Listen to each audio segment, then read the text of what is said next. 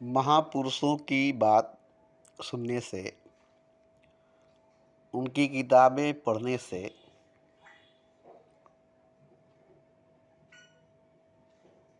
शक्ति मिलती है, ताकत मिलता है, पावर मिलती है, ऊर्जा मिलता है, रोशनी मिलती है। मगर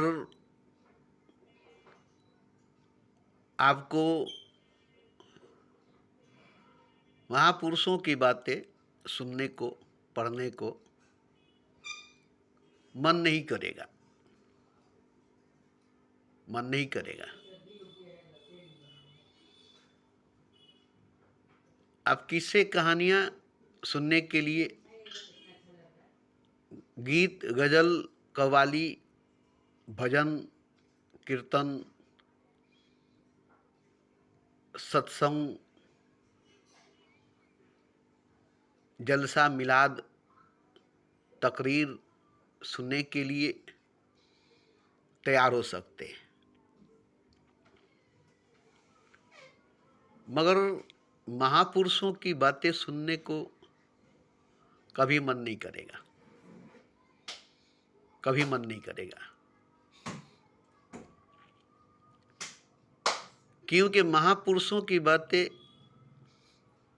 चोट करेगी, चोट करेगी। क्यों चोट करेगी? इसलिए कि आपकी नींद तोड़ेगी, आपकी ख्वाब तोड़ेगी, आपके बनाए हुए बुत को, बनाए हुए देवताओं को, बनाए हुए भगवान को तोड़ेगी, आपके धर्म को, आपके मजहब को तोड़ेगी। जो मजहब आपने बना रखा है, जो धर्म आपने बना रखा है, जो बुत, जो खुदा आपने बना रखा है, वो टूटने लगेगी महापुरुषों की बातें सुनकर, महापुरुषों की बातें सुनकर। जैसे लगेगा कि आप पर क़यामत बर्पा हो गई, क्रांति आ गई, इनकलाब आ गया, आंधी आ गई, तूफान आ गया, सैलाब आ गई, आपकी दुनिया को तहस नहस करके रख दिया। आपकी कोई भी चीज़ बचेगी नहीं जो आपने बनाकर, सजा कर रखा है बरसों से या जन्मों जन्मों से।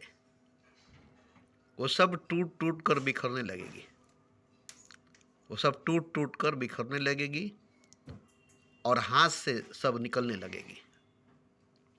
इस बात से आपको दुख होगा, तकलीफ होगी।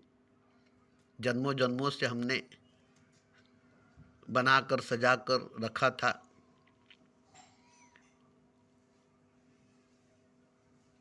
दिल से लगा कर रखा था, रूह से लगा कर रखा था,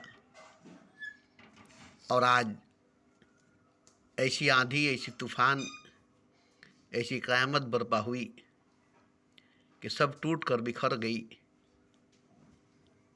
और हाथ में कुछ भी नहीं आई। एकदम कंगाल हो जाएंगे, आपका ज्ञान नष्ट हो जाएगी, आपकी बुद्धि भ्रष्ट हो जाएगी, आपकी ताकत, आपकी शक्ति, आपकी एनर्जी, आपकी पावर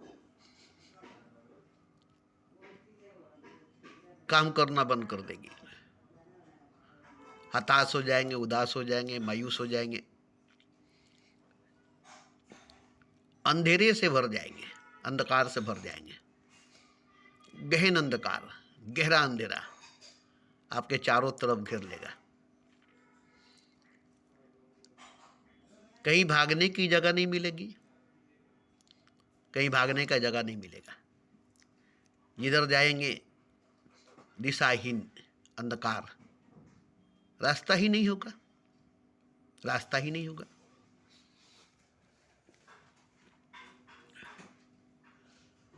तो महापुरुषों की बातें, महापुरुषों की वाणी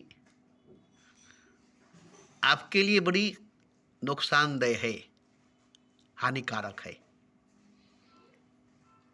आपके लिए बड़ी नुकसानदेह है, हानिकारक है, आपका सब कुछ तबाह कर देने वाली, आपका मान सम्मान, अहंकार, ज्ञान,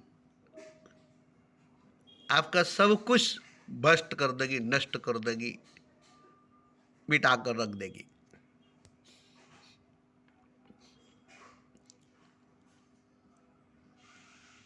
और एक नई निर्माण, एक नई शुरुआत करेगी। और अब जो नया निर्माण होगी, नई शुरुआत होगी,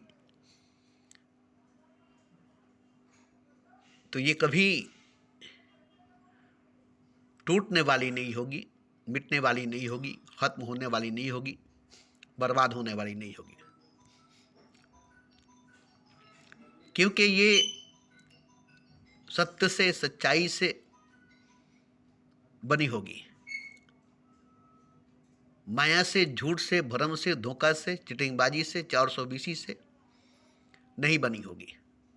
खरा सोना की तरह, खरे सोना की तरह, तामा पीतल, नकली सोना नहीं। तो कुछ दिन लगेगी,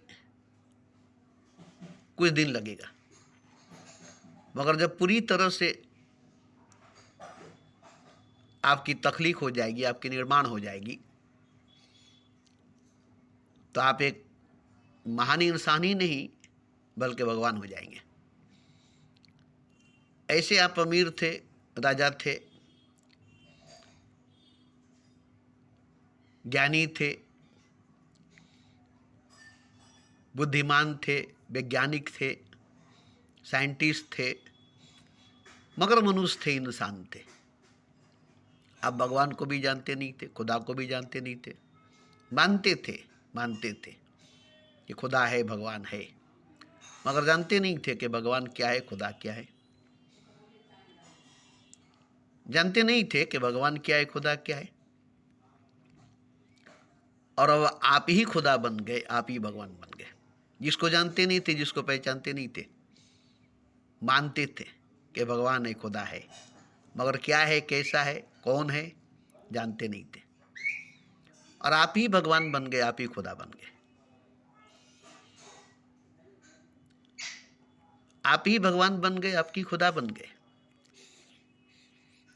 आपको भगवान बना दिया, आपको खुदा बना दिया।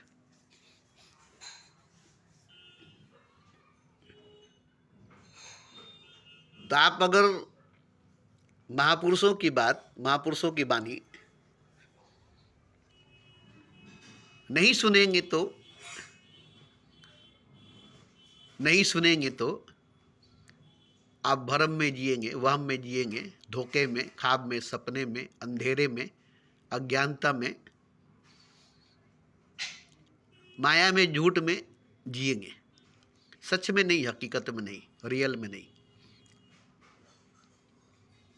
चाहे मंदिर, मस्जिद, गिरजा, गुरुद्वारा में रहे, काबा, काशी, मथुरा, अयोध्या में रहे, गीता, रामायण, बाइबल, कुरान के पाठ करते रहे, मालाएं जपते रहे, तस्बीह गिनते रहे, सजदे पर सजदा, पूजा पर पूजा करते रहे, मगर ये सब धोखा है, भ्रम है, झूठ है, माया है। आपने जाना नहीं है। आप ये सच समझकर, हकीकत समझकर, धर्म समझकर, मजहब समझकर, कर्तव्य समझकर, कर्म समझकर करते हैं।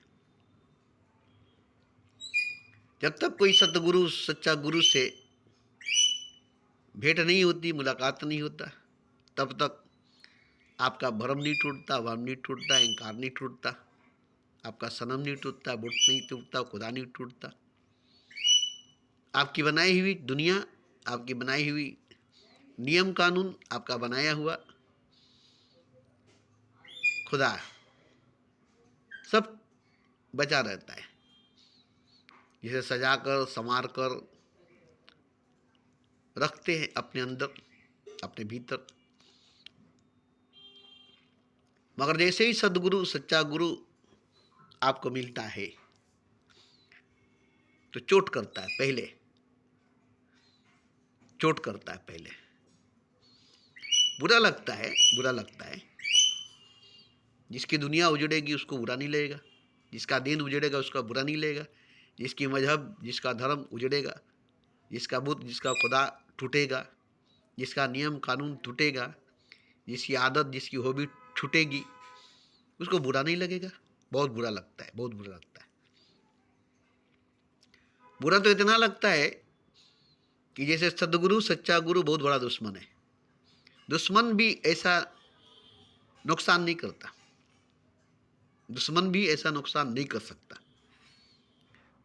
थोड़ा बहुत नुकसान करेगा, थोड़ा बहुत परेशान करेगा। शैतान भी इतना नुकसान नहीं करेगा, इतना परेशान नहीं करेगा, जो आपका सबसे बड़ा दुश्मन है। वो भी इतना नुकसान नहीं करेगा, तो आपका साथ देगा और देता भी है। मगर सदगुरु आपका इतना नुकसान करेगा, इतना नुकसान करेगा, इतना नुकसान करेगा कि कुछ भी आपके पास बचेगा नहीं, पूरा कंगाली भिखारी बनाकर रख देगा।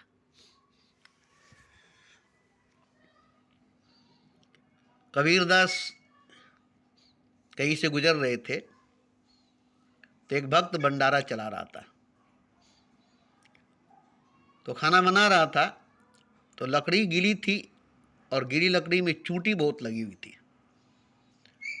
तो कबीरदास ने कहा कि सुनो, भोजन बना रहे हो ना, मगर भोजन बनाने में जो लकड़ी लगाए उसमें कितनी चूंटी है और उसको तुम आग में झोंक रहे हो। कितना हत्या, कितना पाप कर रहे हो। एक तरफ पुण्य कर रहे हो, दूसरी तरफ पाप कर रहे हो। तुम्हारा पुण्य से ज़्यादा तो पाप हो गया। तुम इस लकड़ी को पहले बाहर झाड़ दो, सारी छुट्टी निकल जाए, उसके बाद जलाओ ना, तुम्हारा खाना पकेगा मगर एक भी छुट्टी नहीं जलेगी। तब ये तो बोला कि हम तो मालूम नहीं था, हम तो जानते नहीं थे, आप तो महापुरुष लगते हैं, आपको चुटियों का खबर है, चुटियों का एहसास है। हमने तो कितने चुटियाँ जला दी, हमें एहसास नहीं हुआ, हमें पीड़ा नहीं हुआ। जीव हत्या क्या है ये आपने बता दिया। तो खैर भोजन वोजन बनाने के बाद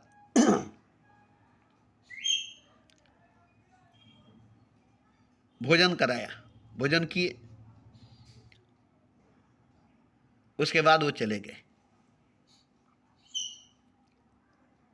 उसके बाद वो उनको खोजता रहा, तलाशता रहा, नहीं मिले तो सोचा कि भोजन फिर भंडारा चलाएंगे तो उसमें आएंगे, फिर भंडारा चलाने लगा। इस तरह से कई बार भंडारा चलाया।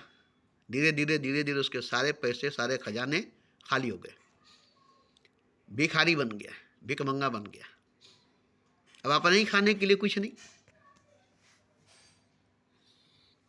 इसीलिए कि वो भंडारा चलाएंगे तो उसी में आएंगे भंडारा खाने के लिए। तो उन्हीं को दोबारा पाने के लिए, उन्हीं को दोबारा देखने के लिए, उन्हीं से दोबारा मिलने के लिए ये भंडारा चलाता रहा। और ऐसा हुआ कि पूरा खजाना खाली हो गई, भिखारी बन गया, कंगाली बन गया।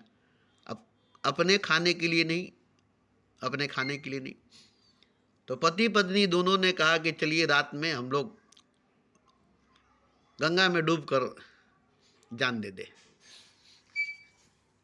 रात में गंगा में डूबने गए तो वहाँ पर कबीरदास मिल गए। तो बोले आप अभी मिल लें, हम आपको कब से खोज रहे थे। तो बोले अब तुमको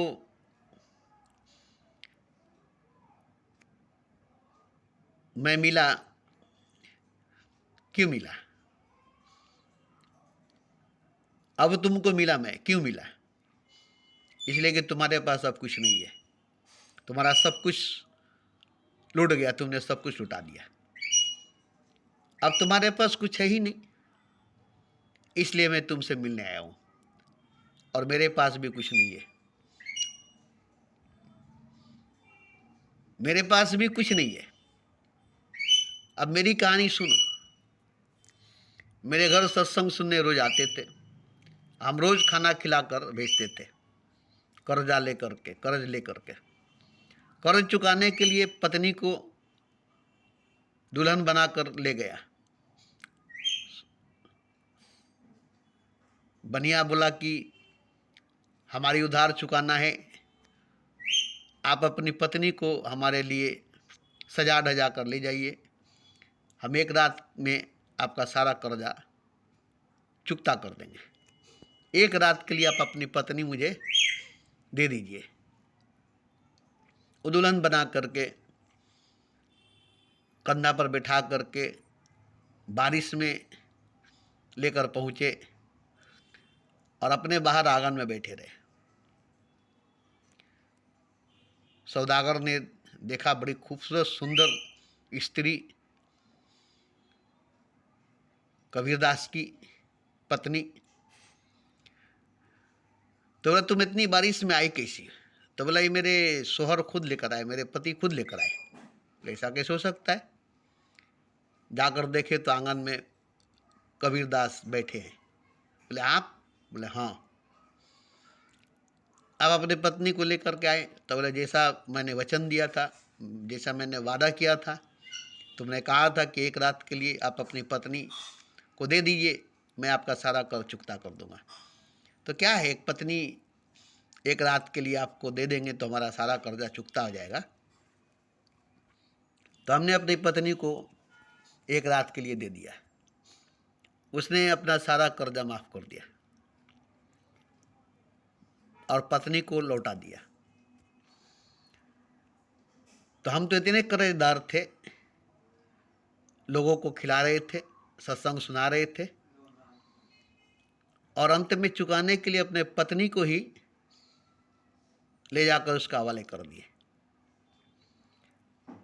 तो हम किसके लिए किए? ईश्वर के लिए, भगवान के लिए। ईश्वर के लिए, भगवान के लिए हमने ये सब किया और ये सब करके हमें भगवान मिला, ईश्वर मिला। तो ईश्वर के लिए, भगवान के लिए सब कुछ लुटा देने पर ही मिलता है। जैसे अभी तुम्हारे पास कुछ नहीं है, अब मैं तुम्हें मिला हूं। तो ये सब जो तुम्हारे पास थी या जो हमारे पास था, वो सब क्या थी? वो सब क्या था? धन थी? संपत्ति था? नहीं नहीं नहीं, धन तो था ही नहीं, संपत्ति तो था ही नहीं। जिसको तुमने खर्च किया, जिसके तुमने लुटाया, वो धन ही नहीं है, वो संपत्ति ही नहीं है। रुपया, पैसा, सोना, चांदी, हीरा जवाहिर कंकड़ पत्थर है, मोह माया है, मैल है, हाथ का मैल है। और ये सब जब तक तुम्हारे पास रहेगी तब तक भगवान तुमसे दूर रहेगा। जब तक मेरे पास था तब तक भगवान मुझसे दूर था। क्योंकि हम लोग समझते हैं कि रुपया, पैसा, धन दौलत, हीरा जवाहिर, सोना चांदी खजाना है और हम इसी को बटोरते हैं, अपने आसपास इसका ढेर लगा देते हैं खजाना समझकर, खजाना समझकर। मगर ये तो माया है, मैला है, गोबर, मिट्टी, कांदा, कीचड़, कंकड़, पत्थर है और हम इसे खजाना समझकर अपने आसपास ढेर लगा देते हैं। तो अब तुम ही बताओ कि एक पागल इंसान अपने आसपास गोबर, मिट्टी, कांदा, कीचड़, कंकड़, पत्थर का ढेर लगाकर उसी में बैठा रहेगा तो तुम उसके पास जाओगे? उसके पास तुम जाओगे?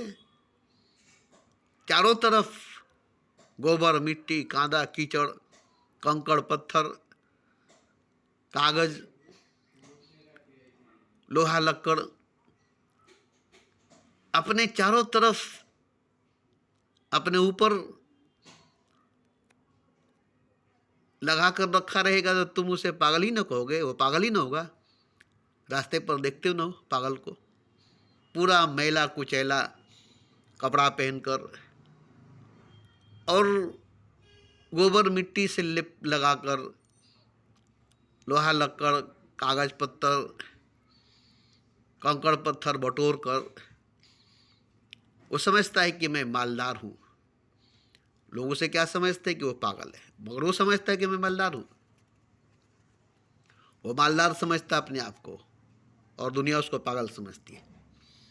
ऐसे ही भगवान उसको पागल समझता है जो अपने आप को मालदार समझता है। वो तो समझता है कि मैं मालदार हूँ। ठीक उसी तरह से जिस तरह से पागल समझता है कि मैं मालदार हूँ, आसपास गोबर मिट्टी कांदा कीचड़ कंकड़ पत्थर लपेट कर समेट कर बटोर कर सजा कर उसके बीच में बैठा है, तो दो लोग उसे पागल समझते, उससे दूर भागते, मगर वो समझता है कि मैं मालदार हूँ, माल असबाब से भरा हुआ हूँ, माल खजाने पर बैठा हूँ, मगर लोग उसे पागल समझ कर दूर भागते हैं। इसी तरह से ये धन दौलत रुपया पैसा सोना चांदी हीरा जवाहिर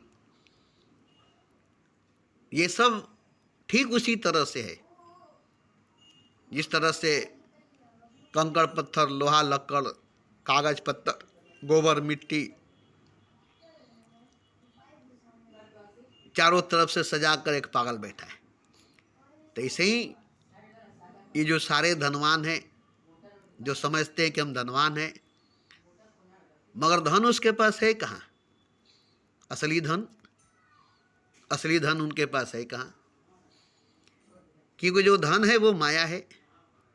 सोना चांदी हीरा जवाहिर रुपया पैसा तामा पीतल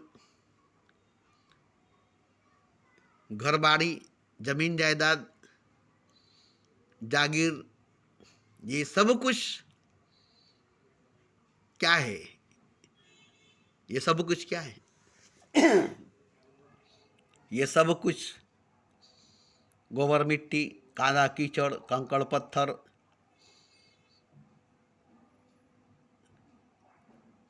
और जितने ज़्यादा मालदार हैं, जिनके पास जितना ज़्यादा रुपया पैसा सोना चांदी हीरा जवाहिर है, राजा महाराजा अमीर है, वो सब के सब बड़के पागल हैं, बड़े पागल हैं। और वो लोग भीख मांगते हैं, पागल खाना मांगते हैं। ऐसे ही ये लोग भीख मांगते हैं, और दे दो और दे दो और दे दो। ये जो अमीर लोग हैं, ये जो राजा लोग हैं, जो देखते हैं कि बहुत शहंशाह है, राजा हैं, सोने चांदी से जड़े हुए हीरे जवाहरात से जड़े हुए पोशाक हैं,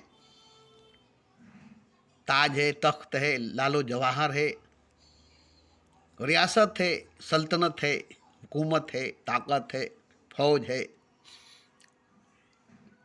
मगर ये सब पागल है, ये सब पागल है। अब इन पागलों के पास भगवान कहाँ से जाए? महलों में पागल के पास भगवान क्यों जाएगा? बंगलों में पागलों के पास भगवान क्यों जाएगा? इसलिए भगवान किसी के पास जाता नहीं है, क्योंकि सब पागल है।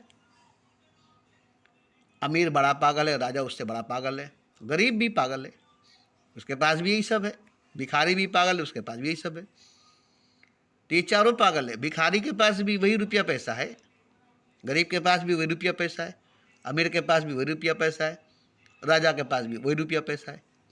और रुपया पैसा धन दौलत सोना चांदी हीरा जवाहिर ये सब गोबर मिट्टी कादा कीचड़ कंकड़ पत्थर है। तो ये भगवान देखता है कि पागलों के पास कौन जाएगा, इन पागलों के पास कौन जाएगा? वही ना जो पागल हो जाएगा। तो भगवान तो पागल नहीं है। मंदिर में मस्जिद में गिरजा में गुरुद्वारे में पागलों का ढेर है। ये बड़ा का पागल खाना है, बड़ा पागल खाना है। ये जो पढ़े लिखे पंडित पढ़े लिखे ज्ञानी हैं, ये सब पागल हैं। ये समझते हैं कि हमारे पास ज्ञान है, ये समझते हैं कि हमारे पास इल्म है, मगर ये सब पागल है। तो ये मंदिर मस्जिद गिरजा गुरुद्वारा पागल खाना है। इसमें पागल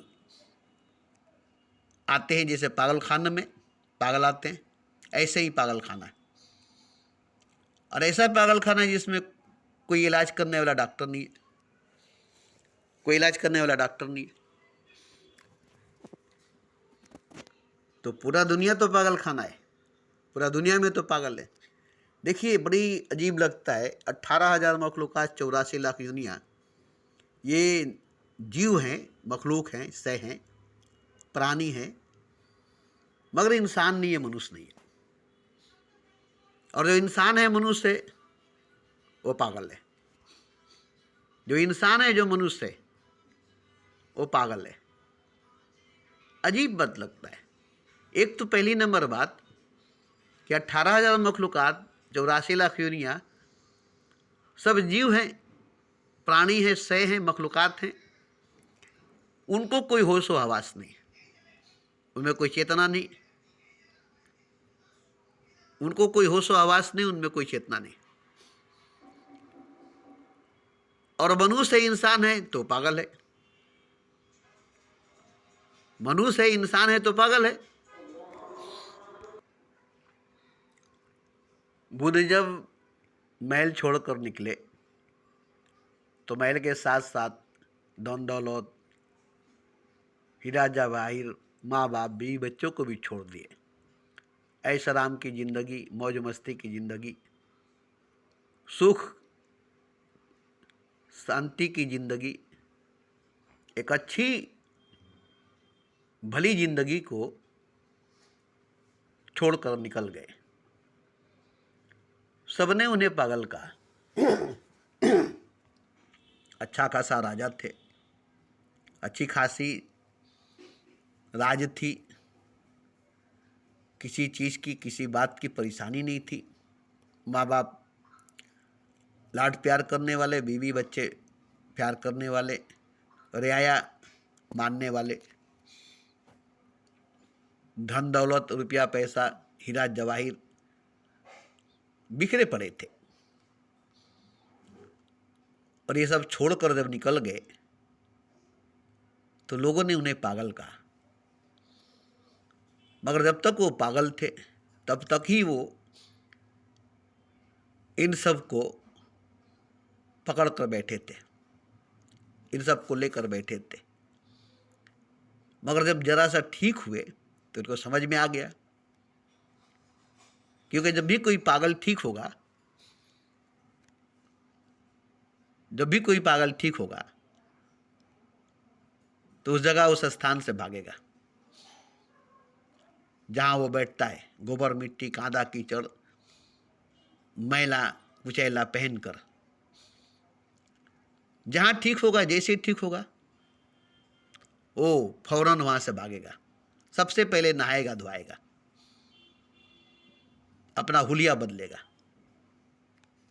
अब पागल बनकर नहीं रहेगा। ऐसे ही बुद्ध महल से निकले, पागल थे, महल में थे, रुपया पैसा धन दौलत, बीवी बच्चे, माँ बाप के माया जाल में थे। जब उनको थोड़ा सा होश आई, थोड़ा सा समझदारी आई, थोड़ा सा सुधार आई, थोड़ा सा ठीक हुए तो निकल कर भागे। और भागे तो सत्य की खोज में, ईश्वर की तलाश में निकल गए। वो पागल कैसे थे? अगर वो पागल रहते तो सत्य की खोज में, ईश्वर की तलाश में क्यों निकलते? मगर वो पागल नहीं थे। जब तक पागल थे तब तक ही महल में, बीवी बच्चों में, माँ बाप में, ऐश आराम में, मौज मस्ती में डूबे रहे। क्योंकि इन सब में नशा बहुत है, बेहोशी बहुत है, नींद बहुत है, पागलपन, दीवानगी बहुत है, रस बहुत है। किसी तरह से उनको थोड़ा सा ठीक लगा, थोड़ा सा ठीक लगा, तुरंत छोड़ दिए। समझ गए कि ये सब पागल बना कर रखा है, दीवाना बना कर रखा है, होश उड़ा कर रखा है, सुला कर रखा है। जैसे ही ठीक हुए छोड़कर भागे। ठीक हुए तभी छोड़कर भागे, ठीक नहीं होते तो छोड़कर नहीं भागते, पागल रह जाते, दीवाना रह जाते, रुपया पैसा के पीछे, धन दौलत के पीछे, राजपाट के पीछे, बीवी बच्चों के पीछे, माँ बाप के पीछे पागल बने रहते, दीवाना बने रहते, तो ईश्वर की खोज में, खुदा की तलाश में नहीं जाते। मगर ठीक हो गए, होश आ गई, जाग गए, नींद टूट गई, सब छोड़कर निकल गए और ईश्वर को प्राप्त किए, खुदा को तलाश किए, खुदा को पाए। और देखिए, जो पागल थे, राजा थे, ऐसा मौज मस्ती में थे, माया में थे, मुंह में थे, मैल में लिपटे हुए थे, वो जब जागे होश में आए तो खुदा की तलाश में, ईश्वर की खोज में निकल गए। तो ईश्वर को, खुदा को तो नहीं पाए, मगर खोजते खोजते में ईश्वर हो गए, खोजते खोजते में खुदा हो गए। ये भी एक अजीब बात है, ये भी एक अजीब बात है। लाली को देखन चला और मैं भी हो गई लाल, लाली को देखन चला और मैं भी हो गई लाल। खोजने चला था खुदा को और खुद खुदा हो गया। खोजते खोजते इतना खो गया कि खोजने वाला ही खुद खुदा हो गया। तब ये बताइए कि एक राजा महाराजा बनकर के जीना, ऐशरा मौज मस्ती की ज़िंदगी जीना, हीरे जवाहरात सोने चांदी के बर्तनों में खाना पीना, मखमल पर सोना और खुदा बन जाना, ईश्वर बन जाना। जबकि खुदा बन गए, ईश्वर बन गए, भगवान बन गए, तो नंगे पर 40 साल तक पैदल चले। जब भगवान बन गए, ईश्वर बन गए, खुदा बन गए, तब वो नंगे पैर 40 साल तक पैदल चले। अब आप कहेंगे कि भगवान होने के बाद, खुदा होने के बाद कोई नंगे पैर पैदल चलेगा? जो मखमल पर चलने वाला इंसान, मखमल पर सोने वाला इंसान, सोने चांदी के बर्तन में खाने वाला इंसान, हीरे जवाहरात से खेलने वाला इंसान, वो नंगे पैर 40 साल तक पैदल चला। क्या वो पागल था? अब उसे भगवान कहा गया, जबकि उनके पास कुछ नहीं थी। एक स्कूल थी, एक पात्र था जो भिक्षा मांगने के लिए थी। भूख लगती थी तो भिक्षा मांगते थे, और उनके पास कुछ था नहीं दिखाने के लिए, कोई चमत्कार, कोई करिश्मा, कोई मोजज़ा नहीं था। बस वो थे, बस वो थे। उनको बोध हो गई, ज्ञान हो गया कि हम भगवान हैं, हम ईश्वर हैं। और जब ये बोध हो गई, ये ज्ञान हो गया कि हम भगवान, हम ईश्वर हैं, तो सबको बताने के लिए नहीं गए कि मैं भगवान हूँ, मैं ईश्वर हूँ, मेरी पूजा करो, मेरी श्रद्धा करो, मेरी सेवा करो, मेरी खिदमत करो, मेरे आगे झुको। ये बताने के लिए नहीं गए, ये बताने के लिए कि मैं भी तुम लोगों के जैसा था, जैसा कि तुम लोग हो। आज मैं भगवान हूँ, तुम लोग भी भगवान हो। जैसे मैं तुम लोगों की तरह था पहले, और आज मैं हूँ, तुम लोग भी ऐसे हो आज, कल मेरी तरह हो जाओगे। ये संभावना है, इसलिए मैं बोलने आया हूँ। इसी जीवन में, इसी जिंदगी में मैं इंसान से भगवान बन गया, मनुष्य से खुदा बन गया। कोई ज्ञान नहीं मेरे पास, क्योंकि मैं भगवान हूँ। भगवान को ज्ञान की क्या जरूरत? कोई ग्रंथ, कोई शास्त्र, कोई वेद, कोई उपनिषद का ज्ञान नहीं मुझे। आप कहेंगे कि भगवान का कहा हुआ गीता है, रामायण है, खुदा की कही हुई कुरान है, हदीस है, बाइबल है, उपनिषद है, उसी का कहा हुआ है भगवान का, खुदा का। तो आप जरा कहकर दिखाइए। तो कोई भी भगवान हो जाने के बाद वो कुरान की बात, गीता की बात, रामायण की बात, उपनिषद की बात नहीं करेगा। वो जो कहेगा वो रामायण बनेगा, गीता बनेगा, उपनिषद बनेगा, बाइबल बनेगा। वो जो कहेगा, वो जो कहेगा। ये नहीं कि वो बाइबल की बात कहेगा, कुरान की बात कहेगा, गीता की बात कहेगा, कुरान की, रामायण की, उपनिषद की बात कहेगा, क्योंकि उसकी बात है सिद्ध करने के लिए। आप भगवान हैं तो गीता बोलिए, रामायण बोलिए, कुरान बोलिए, जो कुरान में लिखा है वो बोलिए, जो गीता में लिखा है वो बोलिए, जो उपनिषद में लिखा है वो बोलिए, जो बाइबल में लिखा है वो बोलिए, मगर वो नहीं बोल सकेंगे जबकि वो भगवान है। बोलेंगे नहीं मैं वो नहीं बोल सकता हूँ, तो बोले तब कैसे भगवान आप कैसे भगवान हैं? जब आपको ज्ञान हुआ, बोध हुआ, तो कुरान भी, गीता भी, रामायण भी, बाइबल भी, उपनिषद भी आप ही का कहा हुआ है, आप ही का बोला हुआ है। बोलिए आप फिर से दोबारा।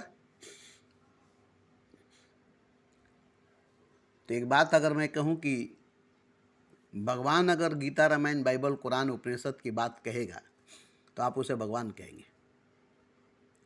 तो जो लोग गीता, रामायण, बाइबल, कुरान की बात करते उसे आप भगवान मानते? जो गीता, रामायण, बाइबल, कुरान की बात करते उसे आप भगवान मानते? तो भगवान भी अगर गीता, रामायण, बाइबल, कुरान की बात कहेगा तो आप उसे भगवान मानेंगे? आप तो उसे आलिम, पंडित, गुरु, ज्ञानी कहेंगे। बोलेंगे ये तो आलिमों ने कहा है जो आप कह रहे हैं, पंडितों ने कहा है जो आपने कहा है, गुरुओं ने कहा है जो आपने कहा है, ज्ञानियों ने कहा है जो आपने कहा है, अब भगवान कैसे? तो भगवान जो कहेगा वो बात गीता, रामायण, बाइबल, कुरान से बढ़कर होगा, उपनिषद से बढ़कर होगा। तो जो भगवान कहेगा वो अभी अभी नई नई ताजी ताजी बात कहेगा, और वो आपको पुराने में नहीं मिलेगा। जो मुर्दा हो चुका है, जो मर चुका है, जो मुर्दा हो चुका है, जो मर चुका है, उसमें वो नहीं मिलेगा। जैसे मुर्दा में आत्मा नहीं मिलेगी, मुर्दा में रूह नहीं मिलेगा, मुर्दा में आत्मा नहीं मिलेगी, मुर्दा में रूह नहीं मिलेगा, मुर्दा में प्राण नहीं मिलेगी, मुर्दा में जान नहीं मिलेगा, मुर्दा में दिल, मुर्दा में दिमाग नहीं मिलेगा, क्योंकि मुर्दा है। मगर जिंदा में दिल मिलेगा, दिमाग मिलेगा, रूह मिलेगा, जान मिलेगा। जिंदा में दिल मिलेगा, दिमाग मिलेगा, रूह मिलेगा, जान मिलेगा। मगर मुर्दा में ना दिल मिलेगा, ना दिमाग मिलेगा, ना रूह मिलेगा, ना जान मिलेगा। तो इसी तरह से इन मुर्दा किताबों में, इन मुर्दा किताबों की बातों में आपको भगवान, आपको खुदा नहीं मिलेगा। आपको भगवान, आपको खुदा नहीं मिलेगा। तो भगवान और खुदा किस में मिलेगा? भगवान और खुदा किस में मिलेगा? भगवान खुदा किसी और में, किसी दोस्ते में नहीं मिलेगा। जो भगवान होगा वो अपने आप में मिलेगा। भगवान दोस्ते में नहीं मिलेगा, खुदा दोस्ते में नहीं मिलेगा। भगवान खुद में, खुदा खुद में मिलेगा। जो खुद भगवान होगा, जो खुद खुदा होगा, उसी में भगवान, उसी में खुदा मिलेगा। अब भाई कहेंगे कि भगवान में भगवान मिलेगा, खुदा में खुदा मिलेगा, तो और नहीं तो क्या? पानी में ही ना पानी मिलेगी, पानी में ही ना पानी मिलेगी, आग में ही ना आग मिलेगा, हवा में ही ना हवा मिलेगी। ऐसे ही भगवान में ही भगवान मिलेगा, खुदा में ही खुदा मिलेगा। अब भगवान की बात, खुदा की बात आपको नहीं लगेगी। आप पुरानी बातों को लेकर बैठे, गीता, रामायण, बाइबल, कुरान की बातों को लेकर बैठे, और वो नई बात कहेगा, अभी की बात कहेगा, अभी अभी की बात कहेगा। तो एक चीज़ है, मैंने कई बार कहा है, एक फूल है जिसकी खुशबू निकाल कर अतर बना लिया गया और उसे शीशे में रख कर कई वर्षों तक छोड़ दिया गया। उसकी खुशबू रहेगी, उसकी महक रहेगी, उसकी सुगंध रहेगा। जब भी खोलेंगे तो खुशबू मिलेगी, महक मिलेगा, सुगंध मिलेगा। जब भी उसकी ढक्कन को खोलेंगे तो उसमें खुशबू, सुगंध, महक मिलेगी, मगर उसमें फूल नहीं मिलेगी, उसमें फूल नहीं मिलेगी। खुशबू मिलेगी, महक मिलेगी, सुगंध मिलेगा, मगर फूल नहीं मिलेगी। फूल कब की मर चुकी है। फूल जिसकी अतर बनाई गई है वो फूल कब की मर चुकी है।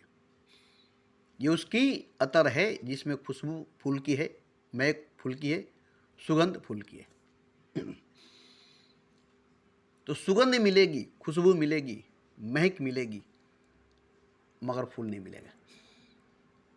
मगर अभी अभी ताजी ताजी नई नई फूल खिली है, खुशबू नहीं मिलेगी, महक नहीं मिलेगा, सुगंध नहीं मिलेगी। तो अतर की खुशबू और फूल की खुशबू में यही फर्क है कि डाली में, शाख में, टहनी में लगी हुई जिंदा फूल की खुशबू, जिंदा फूल की महक, जिंदा फूल की सुगंध आपको मिलेगी। अतर में भी खुशबू मिलेगी फूल की, सुगंध मिलेगी फूल की, महक मिलेगी फूल की, मगर उसकी फूल अभी इस वक्त जिंदा मौजूद नहीं है। अतर में खुशबू है, महक है, सुगंध है, मगर फूल अभी जिंदा मौजूद नहीं है। अब उसी खुशबू की, महक की, सुगंध की फूल अभी नई नई ताजी ताजी खिली है, शाख पर, टहनी पर, पौधे पर लगी है। अब आपको खुशबू मिल रही है, महक मिल रही है, सुगंध मिल रहा है। तो इसमें जो मिल रहा है जिंदा फूल की खुशबू, जिंदा फूल की सुगंध, जिंदा फूल की महक और मुर्दा फूल की खुशबू, मुर्दा फूल की महक, मुर्दा फूल की सुगंध जो अतर में मिल रही है। ऐसे ही कुरान, गीता, रामायण अतर की शीशी की तरह है। उसे खोलेंगे, पढ़ेंगे तो खुशबू मिलेगी, महक मिलेगा, सुगंध मिलेगी, मगर फूल नहीं मिलेगा। जिस फूल की खुशबू है फूल नहीं मिलेगा। जिस फूल की खुशबू है, जो फूल खिली थी मोहम्मद के अंदर, मोहम्मद के सीने के अंदर जो फूल खिली थी, जिसकी खुशबू उनके मुंह से निकली थी, जिसकी महक उनके मुंह से निकली थी, जिसकी सुगंध उनकी जुबान से निकली थी और असहाबियों ने सुना था, वो ताजी ताजी फूल की खुशबू थी। अभी अभी जिब्रील लेकर के आए पैगाम, ये पैगाम है। तो खुदा की तरफ से जो अभी अभी बात आई है, जिब्रील लेकर आए, जो उनके अंदर दिल पर उतरी है, जुबान पर आई है, वही सुनाए हैं। तो वो उस वक्त जो सुने असहाबी, और ख़ुद मोहम्मद पर क्या गुजरी जब उन पर वही नाजिल हुई, खुदा की बात उतरी, तो मोहम्मद पर क्या गुजरी। बेहोश थे, होश में नहीं थे, बुत बन जाते थे, पत्थर बन जाते थे, और जब होश में आते थे तब वो बात को बोलते थे। तो जो बोलते थे वो बात होश में आने के बाद बोलते थे, मगर वो बात जो उनके दिल पर चोट करती थी, दिल पर उतरती थी, दिल पर असर करती थी, दहल जाते थे, हिल जाते थे, चेहरा लाल हो जाती थी, आंखों से पानी गिरने लगती थी, तो वो चीज़ उनको मिलता था ना, असहाबियों को नहीं मिला। सुन करके जिब्रील को नहीं मिला बोल करके, क्योंकि खुदा ने मोहम्मद से कहा था और मोहम्मद को कहा था अपने उम्मतों से कह दो। मगर खुदा ने जो कहा, मोहम्मद से कहा, मोहम्मद को कहा, वो मोहम्मद के दिल पर असर किया। ऐसे ही अगर आप पर कुरान की बात असर करे, जैसे मोहम्मद पर वही नाजिल होती थी, खुदा की बात आती थी, खुदा की बात उतरती थी, तो जो उन पर बीतती थी, गुजरती थी, जो उन पर असर करती थी, आप पर भी कुरान पढ़कर, कुरान सुनकर अगर असर करे, अगर असर करे तब तो सही है, तब तो सही है। अब आप कुरान की बात नहीं सुन रहे, खुदा की बात सुन रहे, ये नहीं कि आप कुरान की बात सुन रहे, आलिम की बात सुन रहे, नहीं, आप जैसे खुदा की बात सुन रहे थे मोहम्मद जिब्रील के जरिए, ऐसे ही आप भी सुन रहे खुदा की बात किसी फरिश्तों के जरिए, मगर अब कुरान वहाँ नहीं है, जबकि मौजूद कुरान है। मगर आपको साफ क्लियर लगेगा कि ये बात जो है खुदा की तरफ से आ रही है, हमारे ऊपर असर कर रही है, हमारे ऊपर उतर रही है, हमारे ऊपर क्या गुजर रही है हम ही जान रहे। तो उस वक्त आपकी हालत क्या होगी? वही जो मोहम्मद की हुई है, वही जो मोहम्मद की हुई है, बिल्कुल मोहम्मद के जैसा हालत आपके साथ होगा। जो चोट उनको लगी, जो दर्द उनको हुआ, या जो लज्जत उनको मिली, जो नशा उनको मिला, जो ताकत उनको मिली, वही आपको मिलेगी। क्यों? कि खुदा उस वक्त भी बोलता था मगर सुनते थे मोहम्मद। खुदा इस वक्त भी बोलता है मगर सुनता कोई नहीं है। आप कुरान सुनते आलिमों की ज़ुबान से, हदीस सुनते आलिमों की ज़ुबान से, गीता रामायण बाइबल सुनते। जैसे मान लीजिए अर्जुन से कृष्ण ने गीता कहा, अर्जुन से कृष्ण ने गीता कहा। अब जो अर्जुन ने कृष्ण से गीता सुना, अब आप गीता पढ़ करके वही गीता सुनेंगे जो अर्जुन ने सुना था, तब तो आपको वो विराट रूप भी दिखाई देना चाहिए जो अर्जुन ने देखा था। अगर वही गीता आप सुन रहे हैं और वही कृष्ण आपको सुना रहा है, तो वही विराट रूप आपको दिखाई देगा, वही विराट रूप आपको दिखाएगा। तो जैसे अर्जुन गीता सुना कृष्ण के जुबान से और विराट रूप का दर्शन दिया, कृष्ण ने गीता का ज्ञान दिया, ऐसे ही अगर आपको भी लगे कि मुझे भी कृष्ण भगवान ज्ञान दे रहे, मैं गीता नहीं पढ़ रहा हूँ, भगवान कृष्ण खुद मुझे गीता सुना रहे हैं और अपना दर्शन दिखा रहे हैं, अगर ऐसा लगता है तो सही है, आपके सामने कृष्ण है और कृष्ण के सामने आप अर्जुन हैं। ऐसे ही लगना चाहिए, ऐसे ही लगना चाहिए, क्योंकि खुदा से जुड़ने के बाद ऐसे ही लगता है। कुरान से जुड़े थे, नमाज से जुड़े थे, गीता से जुड़े थे, पूजा पाठ से जुड़े थे, मगर भगवान से नहीं जुड़े थे, खुदा से नहीं जुड़े थे। इसी में जुड़ गए खुदा से, इसी में जुड़ गए भगवान से।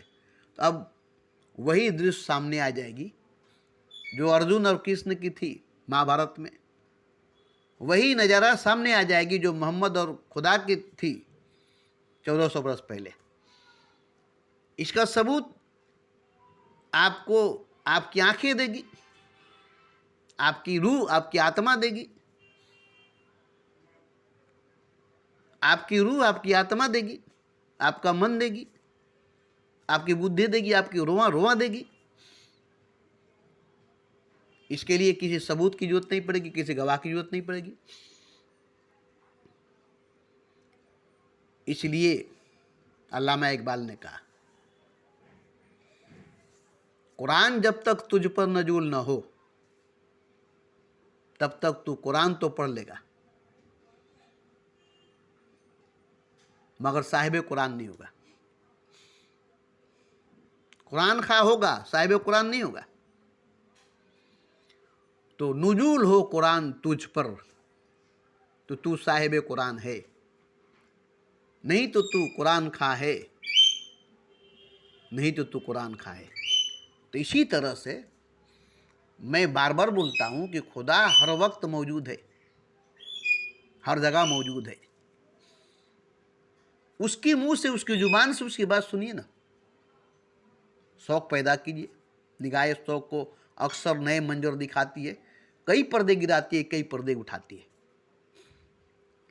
कितनी राज खोलती है, कितनी रेस खोलती है।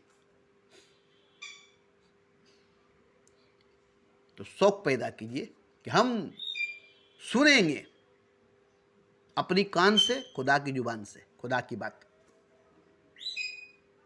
और हम कहेंगे अपनी जुबान से और खुदा सुनेगा अपनी कान से। हम भी खुदा के बंदे हैं, भगवान के भगत हैं, हमारा खुदा है, हमारा भगवान है, हमारा वो सुनेगा, हम उसका सुनेंगे। हमारा वो सुनेगा हमारी जुबान से, अपनी कान से, हम उसका सुनेंगे उसकी जुबान से, अपनी कान से। बंदा खुदा के बीच में कोई पर्दा नहीं, भक्त और भगवान के बीच में कोई पर्दा नहीं, कोई पहरा, कोई दीवार नहीं। सब जगह पर्दा, पहरा, दीवार हो सकता है। बीवी शोहर के बीच में पर्दा हो सकती है, दीवार हो सकता है, मगर भक्त और भगवान के बीच में, बंदा और खुदा के बीच में कोई पर्दा, कोई दीवार, कोई पहरा नहीं हो सकता है। कौन बनेगा पर्दा, कौन बनेगा पहरादार, कौन बनेगा दीवार?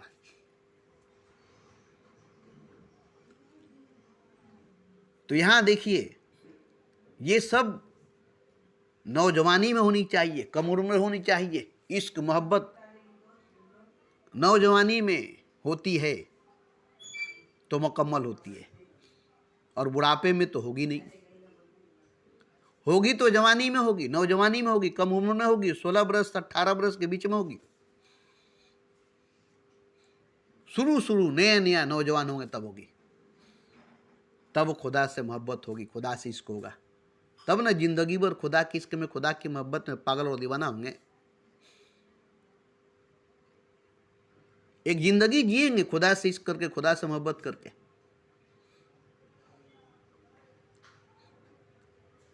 बुढ़ापे में हो नहीं सकती, बुढ़ापे में होगी नहीं, बचपन में हो नहीं सकती, बचपन में होगी नहीं। जब होगी तो जवानी में होगी, नौजवानी में होगी। गारंटी है मेरा, ग्रांटेड है मेरा।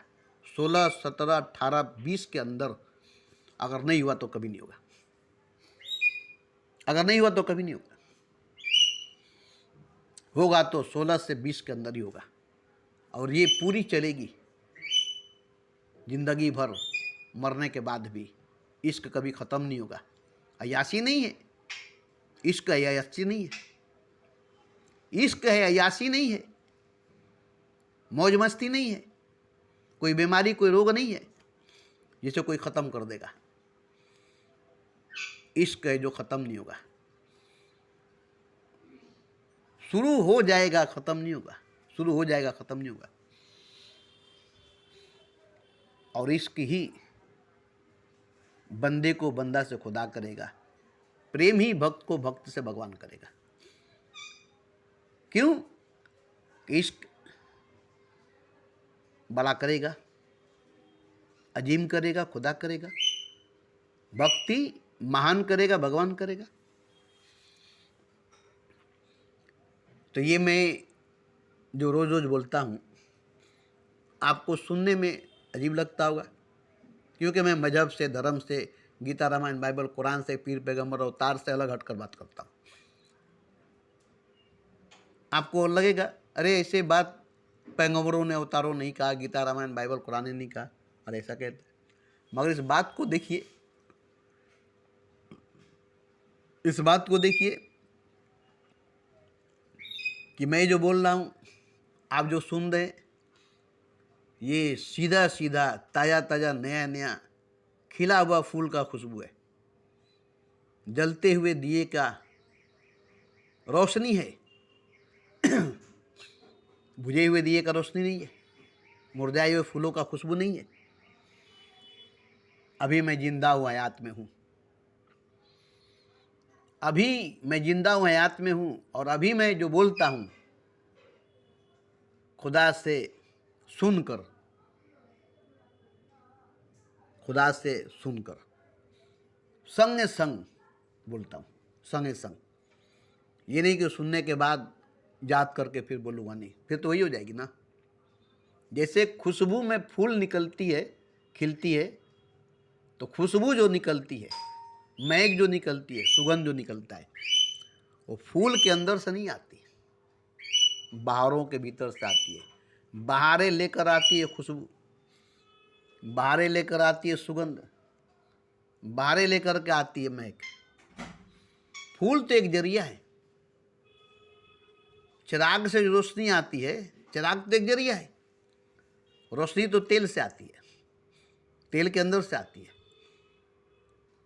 मगर चिराग एक जरिया बनती है। तेल से डायरेक्ट रोशनी नहीं आएगी, तेल को चिराग में डालेंगे, चिराग में पलीता डालेंगे, उसमें आग डालेंगे, अब रोशनी आएगी। तो रोशनी आग में से नहीं आती है, तेल के अंदर से आती है। तेल जलती है तब रोशनी आती है। इसी तरह से खुशबू बाहरों के अंदर से आती है। बाहर आई, फूल खिले, खुशबू आई। तो बाहर जो है वो फूल के पीछे है, हर फूल के पीछे बाहर है। वो आपको एक फूल से वो बाहर दिखाई देगी। बाहरों का मौसम आपको नजर आएगा फूलों के खिलने से, उसकी खुशबू मिलने से। इसी तरह से खुदा की बात जो अजीम है, अनंत है, विराट है, वही आपको अभी इस वक्त मेरी जुबान से जो निकल रही है, अब ये जो वीडियो में टेप हो गई, अब इसको सुनेंगे तो वो बात नहीं मिलेगा। वही हो जाएगी कुरान वाली बात, गीता वाली बात, अतर वाली बात।